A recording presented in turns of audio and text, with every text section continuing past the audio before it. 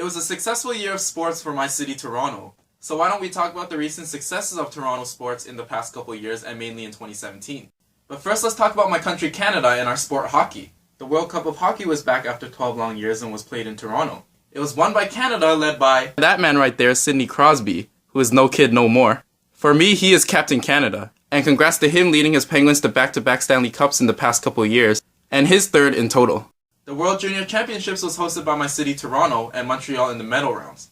It's always a thrilling, exciting, fast-paced, and high-scoring tournament of the game's future stars. The gold medal game featured hockey's biggest rivalry between Canada and the United States. But Canada lost in the shootout, beaten by the shootout specialist Troy Terry, the five-hole master. So we failed to continue the gold medal streak by the host country. But congratulations to Toronto Maple Leaf prospects Jeremy Bracco and Joseph Wall on helping the United States win the gold medal.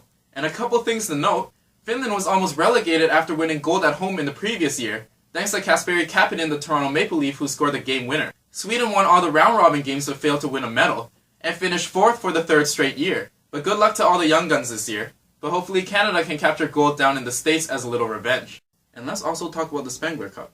It's actually a yearly tradition for me to watch the World Juniors and the Spengler Cup during the holidays.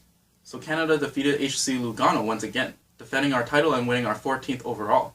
Some former Maple Leaf notables on the team were Mason Raymond, Nick Spaulding, and Drew McIntyre. So good luck to this year's squad, as they're going for their third straight title, which would also tie host HC Davos for the most titles. And it's going to be an Olympic tune-up for them as well. And now for my city's teams, the Toronto Maple Leafs drafted Austin Matthews with the first overall pick in the 2016 draft. As we entered our 100th season, in our home opener last year we retired the numbers of 16 Leafs legends, including my favorite Maple Leaf, Mats Sundin. And we later played an outdoor game, the Centennial Classic at Exhibition Stadium, aka BMO Field.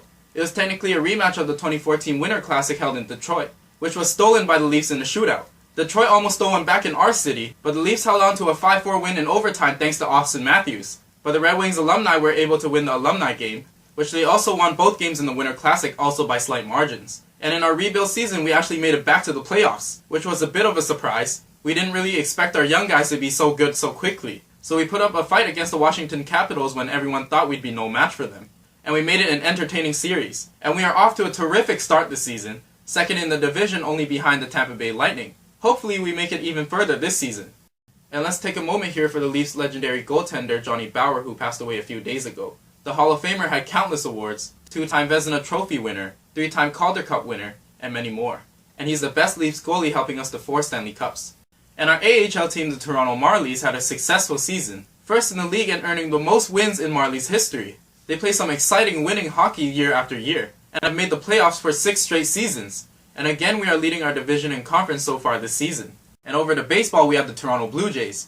We had a bit of a disappointing season in 2017, but we've been playing some terrific baseball in the previous couple seasons. We also celebrated our 40th season, and made it to the ALCS for 2 straight seasons. I thought last year was the year to go all the way, but we just couldn't pull it together against Cleveland. So after a couple of successful seasons, we didn't expect this year to be such a struggle. But it's going to be interesting to see what 2018 has in store for the Blue Jays. And I want to take a moment here for the great Roy Halladay, who passed away last month, and I still cannot believe it. And I have his jersey here, but of course this is not his number 32 Blue Jays jersey, but his jersey with the Philadelphia Phillies. But as we all know, he did pitch that perfect game and the postseason no-hitter in this jersey. So thank you to the Phillies for giving him the opportunity to pitch in the postseason that the Blue Jays couldn't. But personally for me, Doc was my hero, and I'm sure for many of us. He was the reason I fell in love with baseball. I remember when I was younger I tried to pitch like Doc and I tried to mimic his windup. My best memory of him, and I was so blessed to have been able to go to one of his games in junior high with my friends and watch him pitch. It was a 6-4 victory over the LA Angels, and Doc pitched a perfect game and he threw a career-high 14 strikeouts. I will never ever forget that game. And to me, Roy Halladay is the best pitcher ever. The Toronto Raptors had a record season in 2016, posting our best record with 56 wins, and placing our highest in our franchise history, second in our conference. Making it all the way to the conference final, first time in our history. Then this year making our 4th straight playoffs, but falling to our rival Cleveland again. The Raps continue to play winning basketball though, and I'm excited to see how the young second unit will fare in the playoffs this year. And a huge congratulations to our G League team, the Raptors 905, on winning the then D-League championship. It was only our 2nd season in the league, and thanks to Jerry Stackhouse, the coach of the year. In his first year as head coach, he led a dominating championship team to a 39-11 record. Good enough for 2nd best in D-League history, and the most road wins in D-League history. Also, Mississauga, Ontario hosted a great D-League showcase this year, and will be hosting again in 2018. Toronto hosted the NBA All-Star Weekend in 2016 that everyone agreed was a huge success. It was Kobe's last All-Star game, and there was an epic dunk contest between Aaron Gordon and Zach LaVine. And of course the D-League All-Star Weekend with John Jordan of the 905 winning the D-League dunk contest. Toronto FC had one hell of a season, collecting 69 points, most in MLS history, winning the Supporter Shield, winning the Canadian Championship to secure a spot back in the CONCACAF Champions League, and to top it all off, winning the MLS Cup to make it a perfect season. We just kept improving every year, making our first playoffs in 2015, making it all the way to the MLS Cup in 2016, but barely losing to the Seattle Sounders, then coming back this year and completing the job against the same Sounders. And next for TFC is the Champions League.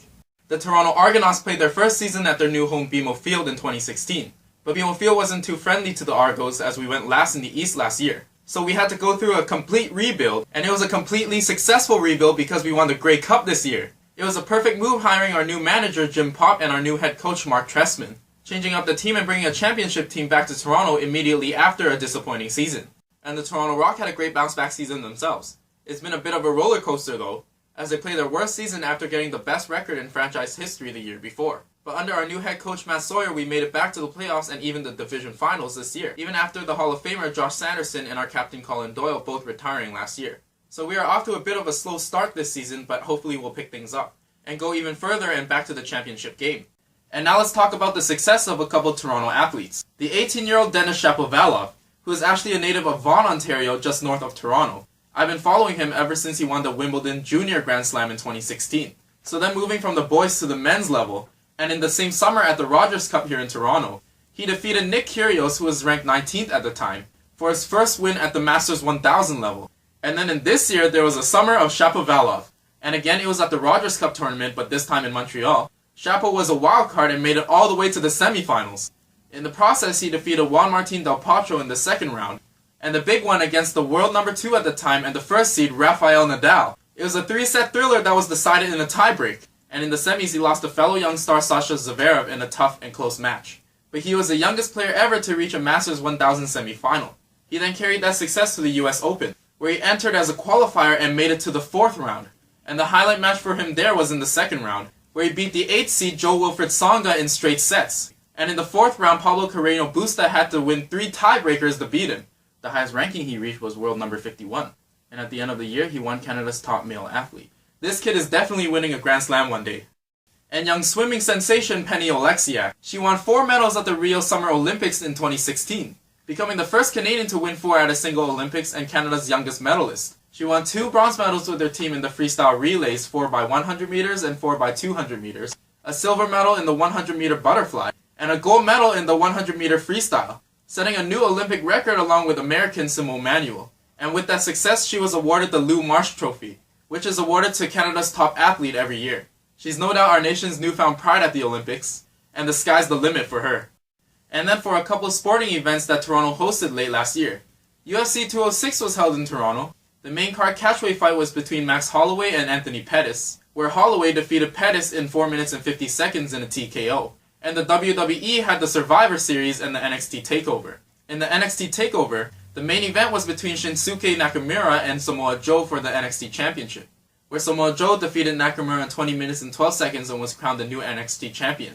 In the Survivor Series, Goldberg returned after 12 years to take on Brock Lesnar in the main event. Goldberg defeated Brock Lesnar with 2 spears and a jackhammer in a match that only took 1 minute and 26 seconds where Brock Lesnar didn't do anything. So it's been a great last couple of years for Toronto sports. Hopefully we win even more championships and have an even greater year in 2018. And 2018 is going to be a big year here on MYsports channel, as I'm going to commit more to the channel, and also try some new ideas and plans that I have in mind. So if you aren't subscribed already, please join me here on MYsports, as it's going to be a fun year of sports here on the channel. Thanks so much for watching, hope you had an awesome 2017, please like and subscribe, and I'll see you next year.